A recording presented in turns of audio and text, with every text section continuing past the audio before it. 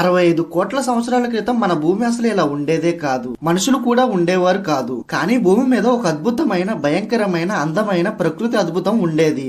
అది ఇప్పుడు కూడా అలాగే ఉంది. అది ఇంకేమిటో కాదు, అమెజాన్ రెయిన్ ఫారెస్ట్. ఇది ప్రపంచంలోనే అతి పెద్ద అడవి. ఇది దాదాపు 7 మిలియన్ చదరపు కిలోమీటర్లలో ఉంటుంది. మొత్తం 8 దేశాలను ఆనుకుని ఉంటుంది. ఈ అడవిలో చెట్లు ఎంత ఎత్తుగా ఉంటాయంటే అవి చూసిన వెంటనే భయం కలుగుతుంది. సూర్యకాంతి కూడా నేలకు తాగలేదు, అంత దట్టంగా ఉంటాయి. ఈ అడవి మన భూమి యొక్క లంగ్స్ ఆఫ్ ఎర్త్ అని కూడా పిలుస్తారు. ఎందుకంటే భూమికి కావాల్సిన ఆక్సిజన్ లో 20% ఈ అడవి నుండే వస్తుంది. కానీ ఈ అమెజాన్ అడవి అందమైనదే కాకుండా భయంకరమైనది కూడా. ఈ అడవి చాలా రహస్యాలతో నిండి ఉంటుంది. ఇప్పుడు నేను చెప్పబోయే విషయాలు విన్నాక మీ వెన్నుల్లో వణుకు పుడుతుంది. ముందుగా మనం ఈ అడవిలో ఉండే పాముల గురించి తెలుసుకుందాం. పెద్ద పెద్ద సర్పాల గురించి ప్రపంచంలో చాలా చోట్ల కథలు ఉన్నాయి. కానీ ఇక్కడ అమెజాన్ లో మాత్రం భారీ అనకొండలు ఉండడం సాధారణమే. కానీ కొంతమంది సైంటిస్టులు ఏం చెబుతున్నారంటే ఇవి దాదాపుగా 30 అడుగుల వరకు పెరుగుతాయంట.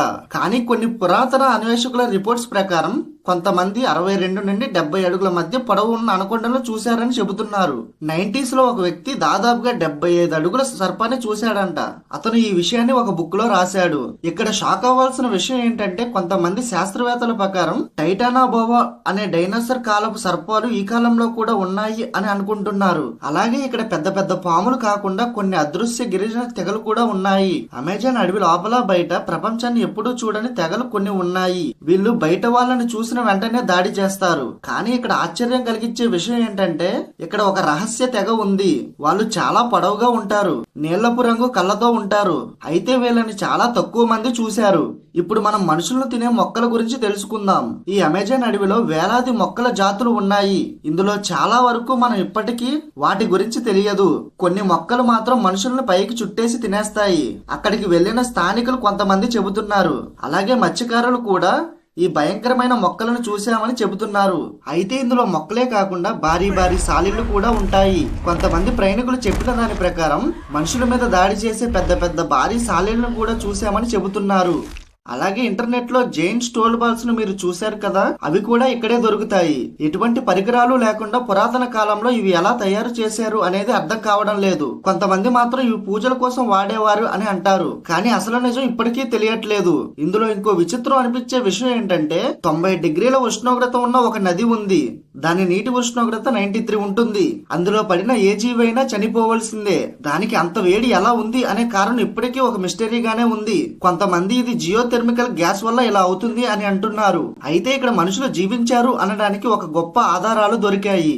అవేంటంటే కొన్ని అడవి చెట్లను కట్ చేయడంతో డ్రోన్ ని పైకి ఎగరవేశారు. అందులో ఉన్న ఫుటేజ్ ను చూసి అందరూ షాక్ అయ్యారు. ఎందుకంటే అందులో 2 ఏళ్ల క్రితం నాటి పాత వృత్తాకార, చతురస్రాకార నిర్మాలు బయటపడ్డాయి.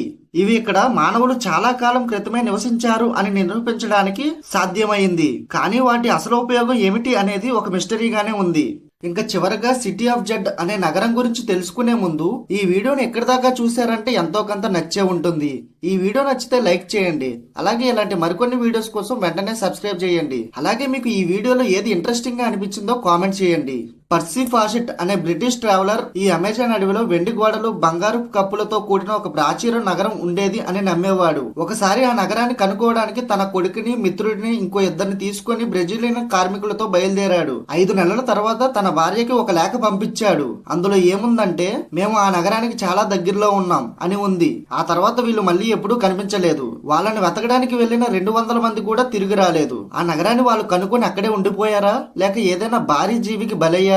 ఈ మిస్టరీ ఇప్పటికీ వీడలేదు. Thank you for watching.